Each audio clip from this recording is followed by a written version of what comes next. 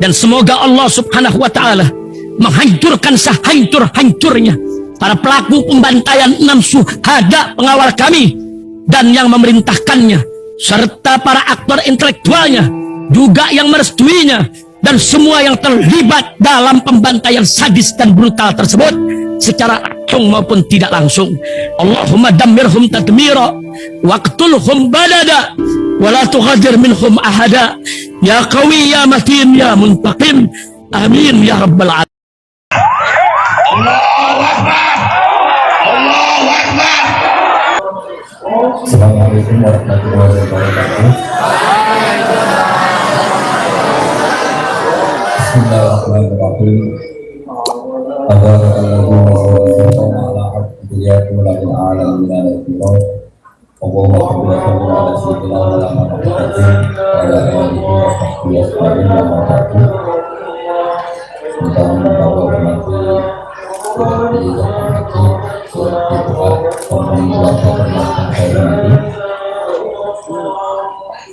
Sambil nunggu pemakai ini sudah selesai.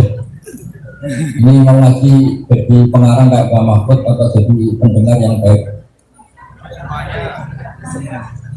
Yang jelas saat datang ini mau protes, jadi kita mau protes. Protesnya gini, tapi protes baik. Jadi aspek Jawa itu biasanya kalau bapaknya alim, anaknya ada alim pun di rumah. Juga banyak enak numpang apa? Ceramah begini.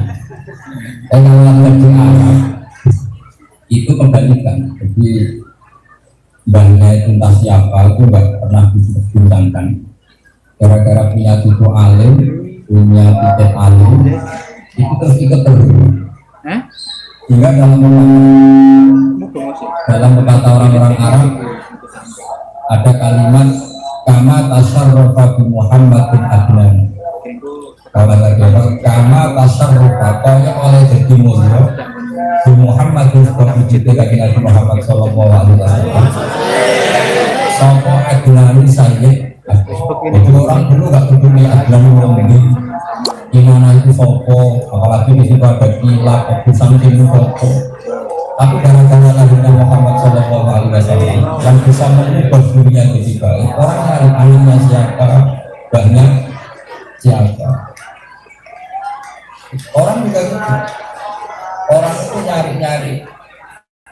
Bandarnya Mbak Mahfud itu ya karena Mbak Mahfud. Saya tahu banyak tentang Mbak Mahfud karena dulu mbah saya juga lagi. Dulu Bali Maksum, Pak Hamid Pasuruan itu seperti sama mbak saya. Mbak saya kandung sendiri ngajinya dulu dulu Mbak Mahfud ngaji di Basolat Barat. Dulu Basolat ngaji sama beli saya di Kudus, memang selang-seling. Ya sudah seperti itu. Nah ini bisa selang-seling kalau cucu-cucunya alim. Makanya saya ingin suatu saat sangat di Gus Lukman tempat ngaji saya. Jangan agak selang-seling ini gak fair. Jadi harus selang-seling dulu seperti itu. Kenapa saya cerita ini begini? Banyak kasus dan ini peringatan. Orang alim alaman dari senawat jamaah. Gara-gara anak cucunya misalnya mengharamkan ziarah, itu kuburannya nanti bekalang-alang. Wong liya apa ngopong rawani. Itu negeri orang kepala yang ini baik kuburannya terbuka. Hanya karena itu saya yakin ziarah kubur itu Nah, sekarang pertanyaannya, hal tasarrufal walad bil walid atau tasarrufal walid bil walad? Jadi saya datang dengan niat protes yang baik, dan saya lewati protes yang baik. Jadi Mbak Mahfud itu orang yang ketika muncul itu tidak ada iskal, karena kita tahu Mahfud bin Abdullah bin Abdul Malik. Saya nanti lihat di kitabnya Bangun Al-Ulam Al-Mujaddidin ketika Mujaddidul Qarni 13 itu beliau menyebut Sayyid Muhammad bin Muhammad ini maksudnya Sayyid Murtadir ini, Sayyid Murtadir As-Sajibi itu wa awwalu man lazamahu min ahli Jawa itu adalah yang gimana di situ ditulis Dina Muqawmihi Bimak. Biasanya kiai alim itu bacanya Muqawm, sing setengah alim bacanya makom. Nah itu ya tengah-tengah saja, yang jelas itu sama-sama benar. Karena orang yang berdomisili itu isim kayaknya mungkin, apa? mungkin, maka konsekuensinya isi maklumnya mukoh. Tapi ada saja yang baca makom, mereka mahalul kiam. Ya sudah itu untuk latihannya itu cukup. Tapi kalau dia kayak saya itu kayak muruah baca makom. Nah ini buat sekaligus ya pelajaran karena ya bangga saya yang ngaji di sini, tapi dulu bahasa saudara ngaji sama Budi. Saya biasa semua saudara seperti itu. Karena di salah kandung namanya itu Haftor itu binti Maktum bin Soleh. Soleh ini yang dulu yang sepuh di Kudus, masuk yang ngaji di situ bahasa Soleh bin Asnawi Sepuh. Asnawi Sepuh itu ibunya Pak Mutama Pengkat, ibunya di Kudus. Nah kenapa saya cerita ini di depan Gus Lukman, bukan Gus Fuad begini? Nanti adik-adik kalau satu singgung biasa saja. Semua tradisi benar itu dimulai dari duniatan Pak Tuhan. Nabi Yusuf ketika mengistilahkan diri menjadi orang alim, orang soleh, itu istilahnya adalah wattaba millata Ibrahim wa Ishaq wa Yaqub. Saya mengikuti tradisi keagamaan leluhur kami. Dia menyebut tentu Yakub dulu, Ishak terus di sana Yusuf bin Yakub bin Ishak bin. Terus tradisi yang dianut apa? Maka nalana al-musyrika billahi min kita ini tidak mungkin, lana itu kita tidak mungkin lah, melakukan satu kemusyrikan. Karena itu tidak mungkin, itu tidak tradisi leluhur kami. Kira-kira kalau Gus itu Imam Putih ini sangat mungkin tidak mau pasti ngarang kita, membantu ngarang kita. Jadi memang harus seperti itu, harus ada tasarruf. Memang aturannya seperti itu. Jadi itu saya tuh hafal Quran itu hanya karena nasihat bapak gini. Ya agak nasihatnya itu agak kasar, tapi ingat betul. Tapi itu hafal Quran. Kowe nak hafal Quran itu matanya obrol nunggu lampu. So anak hafal lu yang beralasan. Karena misalnya mbak saya hafal Quran, bapak saya hafal Quran, saya kok nggak hafal, anak saya nggak hafal kan gampang. Bapak kan. Jadi kalau ada guranya orang alim nggak alim itu mesti yang salah bapaknya, tak jauh gitu. Karena anaknya punya alasan niru bapak kan. Nah, coba kalau sangat mengetahui bapak niru bapak itu kan kacau. Makanya cerita paling populer di keluarga Sarah mulai Basubir itu cerita paling populer itu ono Kiai Budi Soleh ini cerita populer. Wongnya alim merah karuan, alim Allah. Jika orang nyari itu bapaknya siapa? Ternyata bapaknya ketika main di pondok itu sholatnya merah bener, wudhu merah bener, semuanya ada. Sama santri-santri masih ditakwil ini jagat. Jagat itu penghormatan pada keluarga kiai. Nah, keluarga kiai biasanya bahasa pasnya ya, tidak tahu lah itu. Kalau orang Madura bilang khilaf. Masih ditakwil itu ya ditafsirkan sekena-kenanya lah. Yang penting masih khusnuzon. Kayak kiai nasibnya kalau baik kan gitu. Kaya barokahnya ilmu, kalau miskin katanya hidup itu paling nasib baik. Kalau nasib yang baik kaya dikira kedunian, melarat dikira ilmu darah barokah. Seperti saya ngaji di sini, kalau nasib saya baik, sama nggak paham ilmunya besar tinggi sehingga kita nggak paham kalau nasibnya baik. Kalau nasibnya nggak baik, orang punya kemampuan apa? Artikulatif, sehingga nggak memahamkan. Dan itu urusan nasib lah. Akhirnya bareng lama-lama itu di dekat musola ini nggak bisa ditakwil di depan umum lagi. Ini gimana nakwilnya? Ditakwil pakai kalimat dan apa saja tidak bisa kalau kencing dekat musola apalagi di depan umum. Nggak pakai saker lagi. Lama-lama kiai santri tadi nggak kuat, Pak Yai. Ketika saya melihat Anda alim, tak kira bapak Anda sangat alim. Karena anaknya saja alim, apalagi bapak. Terus kiai tadi jawab, bapakku itu alim. Bapakku itu alim Allah. Kenapa? Karena punya keputusan terbaik dalam hidupnya, yaitu mondok nama. Sing bodoh itu bagus. Karena yang bodohnya karena tidak memutuskan apa? Mondok. Artinya begini kesimpulannya. Orang nyari-nyari bapaknya itu karena anaknya apa karena mbahnya? Karena apa? Jadi ini penting jadi pelajaran di Indonesia. Di Indonesia itu menurut saya ada adat yang harus kita ingatkan. Kalau bapaknya alim, mbahnya alim, terus ibunya ikut alim, numpang keramat. Karena harus dimulai. Anaknya ini harus alim. Kalau anaknya alim, nanti orang nyari-nyari bapaknya siapa, mbahnya kayak di pepatah Arab tadi, kama tasarrofa di Muhammadin adna, kama tasarrofa kaya oleh jadi mulya di Muhammadin sebab ketika Nabi Muhammad Shallallahu Alaihi Wasallam sopo adnani sakit. Sampai ketika Nabi itu akramul khalqi, orang maknani kilap itu enggak jago kalbin. Orang kadang kan ispak, bapaknya Nabi kok namanya kilap itu jamaknya kalbin. Kamu tahu kan maknanya kalbin itu apa?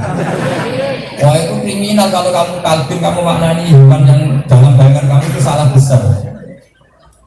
Kalbin itu dalam bahasa Arab hayaan mu'alam, hewan yang diulang, yang sudah diajarin itu orang Arab bilang sudah menganjing. Hingga di Quran ada ayat wa ma alamtum minal jawarihi mukallibin, wa ma alamtum minal jawarihi mukallibin. Dan termasuk hewan yang boleh dipakai alat guru adalah hewan-hewan yang sudah kamu pinterkan, sudah kamu ajari dan menjadi pinter. Itu bahasa Arabnya mukallibin, yang sudah pinter kayak anjing. Artinya apa? Pernah ada periode di mana kalbun itu ibaratun ansid dan tindakan, sesuatu yang cerdas, itu bahasa Arabnya kalbun. Kenapa orang tidak berani maknanya kalbun itu anjing untuk bapaknya Nabi? Wong putune itu Rasulullah Muhammad Shallallahu Alaihi Wasallam. Masuk baik sebagai kilap dengan makna itu. Nah, makanya disebut disidati takalub. Sayyid kilap itu orang yang sangat punya pengaruh. Pengaruhnya sangat membekas di komunitasnya, disebut kilap. Kilap itu siddati takalub. Aktivitasnya banyak yang cerdas, banyak yang pintar. Kenapa ada demikian? Juga karena nisyarofi Rasulullah Muhammad Sallallahu Alaihi Wasallam. Juga akhirnya kita beda dengan kubu sebelah. Kubu sebelah itu biasa mengatakan misalnya babanya Nabi itu tidak mukmin, babanya Nabi itu tidak. Itu beda dengan keyakinan kita yang diajarkan guru-guru kita. Karena logikanya begini, Nabi itu nur, nur itu suci. Maka nggak boleh nur yang suci ini pernah singgah kepada di tempat yang tidak suci. Sehingga pertarungan faham. Kalau lagi pertarungan faham itu memang harus tukaran dulu. Makanya tadi saya sudah cocokkan sama Gus Abdul sama Gus Lukman, ini kita tukaran nggak apa-apa karena ini memang sebaiknya begitu. Tapi tukaran yang baik, bukan yang nggak baik. Semua naskah ilmiah itu ditulis pun berdasar konflik. Makanya di bab janji itu ada kata-kata wa kaifala wa sayyidul akramu sallallahu alaihi wasallam wa sifatuhu muntaqam. Bagaimana tidak mungkin, maksudnya begini ya kan, ditulis bapak itu wa aku wa Muhammad bin Abdullah bin Abdul Muthalib terus Sayyidatul Hamdi kumita bisalus tania sampai terus wasumi afi subi Nabi sallallahu alaihi wasallam wa ta'ala balah. Terus akhirnya ahli sunnah menyimpulkan apa? Sarotun sarolurun nubuwati fi asari hurorihimul bariyah, bahwa Nur Muhammad, Nur suci Muhammad ini harus lewat ke tempat-tempat yang suci. Gak boleh kamu berkeyakinan bahwanya Nabi ada yang kafir, karena mengandung nurnya siapa? Muhammad. Nur ini harus berlipat dari tempat yang suci ke tempat yang suci, terus ilal aslabit tohirati ilal rahamis, jadi minal aslabit tohirati ilal rahamis jadi yakin fakir. Itu kalau redaksinya Abibah kata apa? Sampai dikeluarkan dari bapak saya wahuma lam yartaqiya ala sifatin. Nah, kenapa ada paham itu? Karena ada yang mengatakan Nabi itu gambarnya kurang jahiliyah, berarti gak ngerti tauhid. Itu ditentang oleh kita. Bagaimana mungkin Nur Muhammad yang ada di situ yang suci kemudian di rahim yang tidak? Maka di bab dan berjanji itu menjadi urgensi, menjadi penting karena kalimat seperti ini misalnya.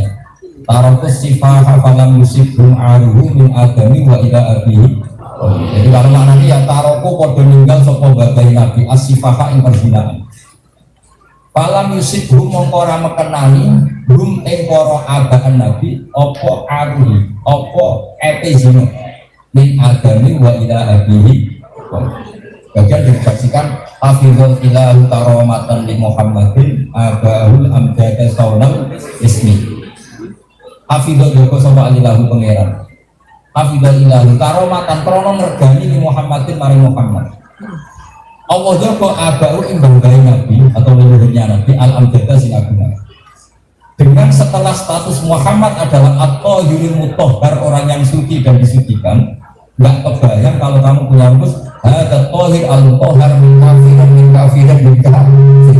Masa sesuatu yang suci kamu rumuskan ada min kafir wa ada min akhirnya seorang terhormat bernama Muhammad sallallahu alaihi. Artinya juga gitu. Bambang kamu itu distatuskan alim alam itu terserah tujuannya. Karena begini, misalnya Mbak Mahfud kok punya tujuh kubus sebelah yang mengatakan ziarah kubur bid'ah, wah itu kecelakaan betul. Nanti terus Mbak Mahfud statusnya ahli bid'ah karena mensyariatkan ziarah, jadi langsung berubah 360 derajat. Ya saya ulang lagi ya, misalnya orang alim alama yang dulu mimman syarra'a ziarah, orang yang mensyariatkan ziarah dan dipuji alim karena tahu caranya istidlal syariatnya ziarah. Cucunya ikut kubu sebelah yang membid'ahkan ziarah. Kira-kira menstatuskan mbahnya apa? Dua mubtadi'. Mbah saya adalah ahli bid'ah. Akhirnya umatnya juga gitu. Berarti status mbahnya terserah cucunya, apa cucunya terserah mbahnya. Kalau di Jawa itu cucu terserah mbah. Malah ada keramat. Ini. Nah, saya datang ke sini untuk protes itu. Sekarang dibalik, cucu yang harus menghormati, memperamatkan. Saya punya bukti bahwa makalah ini benar. Jadi agak serius karena banyak delegasi pondok. Ini kalau nggak paham ya keterlaluan. Jadi delegasi pondok udah paham. Saya punya bukti sejarah begini. Saya itu dulu pernah lama sekali iskal itu janggal. Kenapa di Quran ada ayat maka anak Ibrahim Yahudiyah wala Nasrani. Ibrahim itu ya ada Yahudi tidak Nasrani. Itu sama juga dengan bilang Gus Lukman itu ya tobat ya bebat, itu kan nggak keren. Gus Bah ya preman ya tobat, kan nggak keren. Orang seterhormat Nabi Ibrahim itu di Quran hanya pernah distatuskan Ibrahim itu tidak Yahudi, tidak Nasrani. Coba kalau kamu muji Mbak Mahfud di mana orang enggak? Mbak Mahfud itu siapa? Ya tidak Yahudi, tidak Nasrani. Kerennya apa juga? Pujian itu kerennya apa? Kan nggak keren sama. Saya iskal lama. Ternyata apa yang terjadi? Saya pernah ke makamnya Nabi Ibrahim di Hebron di Yerusalem, di Palestina kalau kita bilang. Tapi kalau Israel bilang itu negara Israel. Ketika orang Yahudi mengatakan Ibrahim adalah alal Yahudiyah, pengikut Nasrani bilang Ibrahim adalah pengikut Nasrani. Maka Nabi Ibrahim yang sudah wafat ini nggak berkutik, terserah orang setelahnya menstatuskan apa. Jika orang Kristen namanya Abraham Lincoln, Ibrahim. Orang-orang Yahudi rata-rata yang cantik-cantik namanya siapa? Sarah kan? Sarah itu istrinya siapa? Ibrahim. Sampai Neng itu nggak berani menamakan anaknya Sarah, padahal itu istrinya Nabi Ibrahim karena sudah dipakai sebelah sangat jauh. Artinya gini, orang yang sudah andai kan tidak ada Islam, tidak ada Rasulullah Muhammad SAW, kira-kira Ibrahim distatuskan apa juga? Distatuskan Muslim atau distatuskan Yahudi? Ya gitu. Kalau cucu-cucunya Bang Mahfud sudah ada alim, apalagi ikut kubu sebelah yang mengharamkan ziarah, mengharamkan tahlil, kira-kira gambarnya ahli ilmi apa ahli bid'ah kira-kira statusnya. Nanti kalau Indonesia jadi kubu sebelah Wali Songo dianggap sentral kemusyrikan apa sentral barokah. Nah ini pentingnya bunyatan thayyibah. Jadi tanpa dikawal bunyatan thayyibah kita ini tidak siapa sih. Jadi saya datang dengan protes ini. Saya kalau usul koyo-koyo gak level. Protes kan level itu ya level karena di saya ngaji mbah saya kandung ngajinya di sini, tapi mbah-mbahnya gurunya Mbah Mahfud ngaji bahasa Barat ngaji kita ya biasa semua sejarah sehingga kita sejarah sampai semua juga sudah dipertemukan di Nabi Adam alaihissalam. Tenang saja jadi sampai nggak usah bersinggung semuanya nanti apalagi nasab sampai yang bengkarlan aman. Nasab itu nggak kepakai ketika tes ketemu mongkar. Nanti kalau tanya bapakmu siapa? Ibrahim alaihissalam. Jadi ini baiknya agama Islam. Sekarang anak Tarton itu tetap anak Ibrahim. Jadi aman, bapaknya sama nama nanti gak kepakai, tenang saja. Jadi sama ditegur anaknya Kiai tenang, nanti setelah mati langsung anaknya apa? Mati. Dan mungkar nakir karena nggak pernah sekolah, nggak ngecek di KTP ini belum mati. Ya nggak pernah dicek di mbak kayak yang ngurus dia kok imigrasi sampai P1 diurus, paspor diurus. Ibrahim tanya, man abduka, disuruh jawab siapa nanti? Karena agama ini disebut millata abikum. Makanya saya itu kalau baca hadis, orang kalau punya ad-dauqus salim, punya rasa yang selamat, itu kalau baca hadis itu tambah cinta Rasulullah SAW. Ya misalnya tadi saya kalau baca hadis, misalnya riwayat Miftahul Jannah la ilaha illallah, wong kunci berarti suarga itu gampang, mesti kayak kunci. Ibarat saya punya rumah, kamu mau keluar itu langsung kunci nih. Kok bisa mlebu kok banget, kita mesti kan. Terus ujian tes ora disegel, terus dibocor kiai dia. Nanti ujiannya marobuka, waman nabika, waman. Lo kok iso jawab tegang. Jadi agama ini jauh baik, wong tes kok dibocorkan. Yang bocorkan kiai seluruh dunia, nanti seluruh Indonesia, seluruh. Karena kan ora protes. Ini gimana tes dibocorkan? Jadi agama ini baik sekali. Dan pertanyaannya tetap seperti itu. Karena kan nggak bisa kreatif, bikin pertanyaan baru, nggak boleh. Dia harus standar saja, nggak boleh dia kreasi. Kalau kreasi bid'ah ya.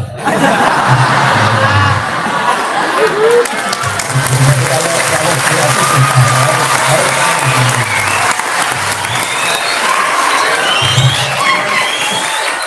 nah ini kembali ke Profesor tadi. Saya tuh khawatir betul kalau Gus-Gus itu tidak alim, karena tadi takut cara menstatuskan bapaknya, mbahnya itu sirinya kenapa di Quran ada kalimat apa? Maka anak Ibrahim Yahudiyah wala Nasraniyah wala Kinkana Hanifam Muslimah. Itu setelah Yerusalem jadi kota internasional dulu. Itu makam Ibrahim itu yang kepala itu di sinagog. Jadi saya masuk masjid Ibrahim harus lewat sinagog karena menjadi kota tiga agama. Itu yang Nabi Yakub itu total di sinagog.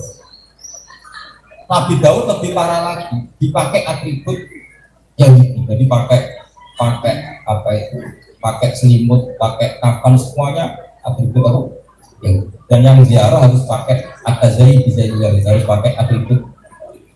Jika mereka bilang Daud ya King David, raja mereka.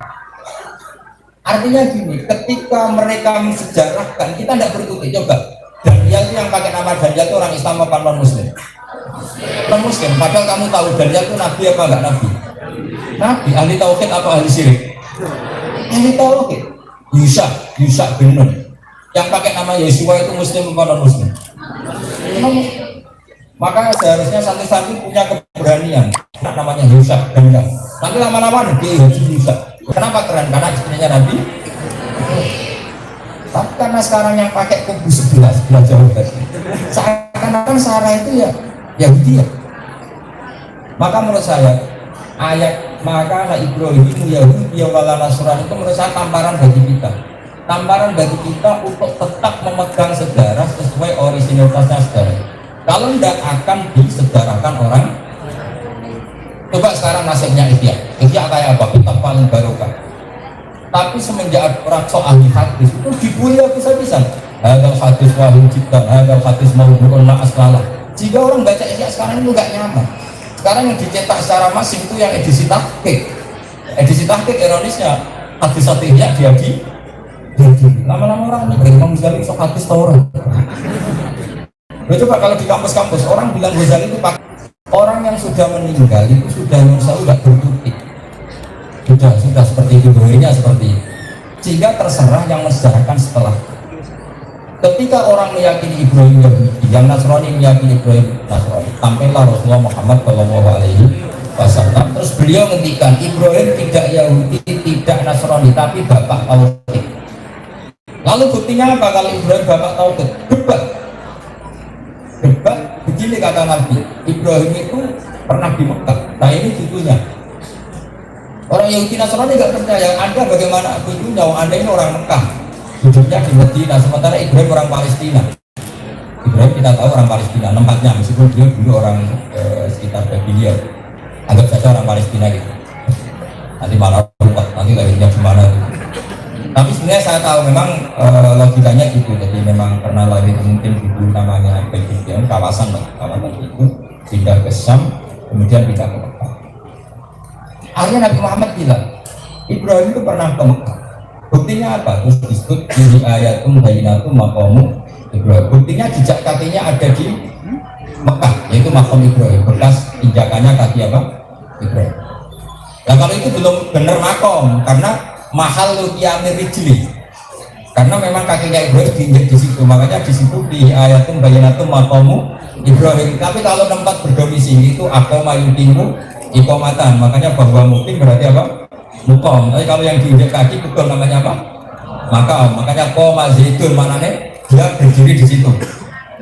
Tapi kalau aqama zaitun fitermas maknanya menetap. Ini karena syaratnya kiai itu harus bisa tasrifan sekarang ini.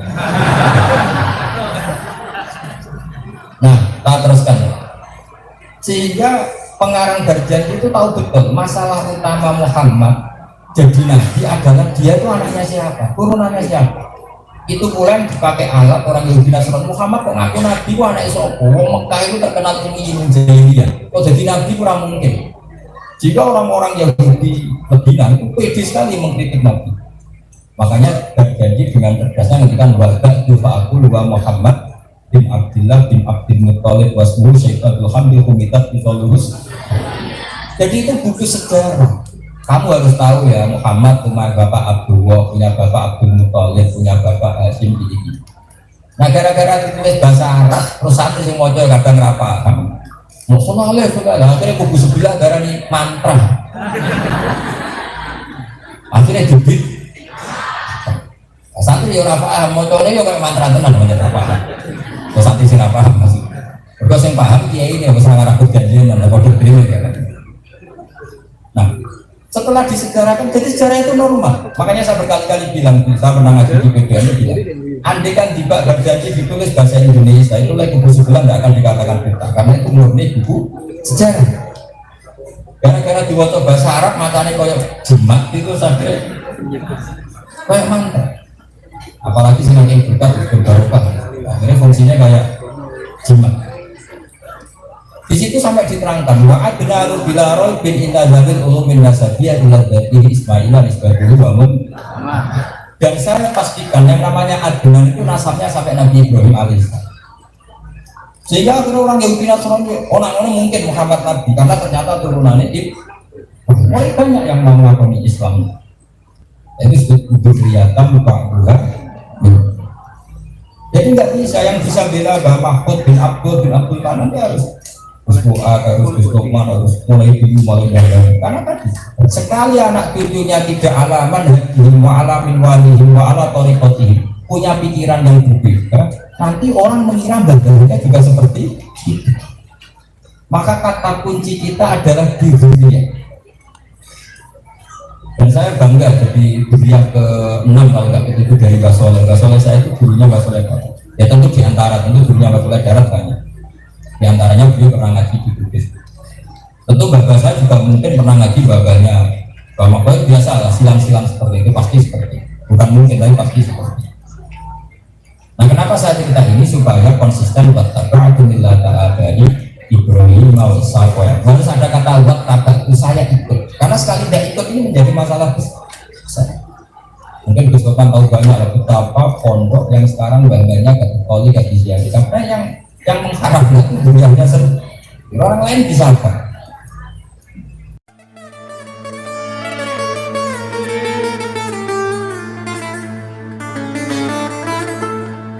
Dan semoga Allah subhanahu wa ta'ala menghancurkan sehancur-hancurnya para pelaku pembantaian 6 syuhada pengawal kami dan yang memerintahkannya, serta para aktor intelektualnya juga yang merestuinya, dan semua yang terlibat dalam pembantaian sadis dan brutal tersebut secara langsung maupun tidak langsung.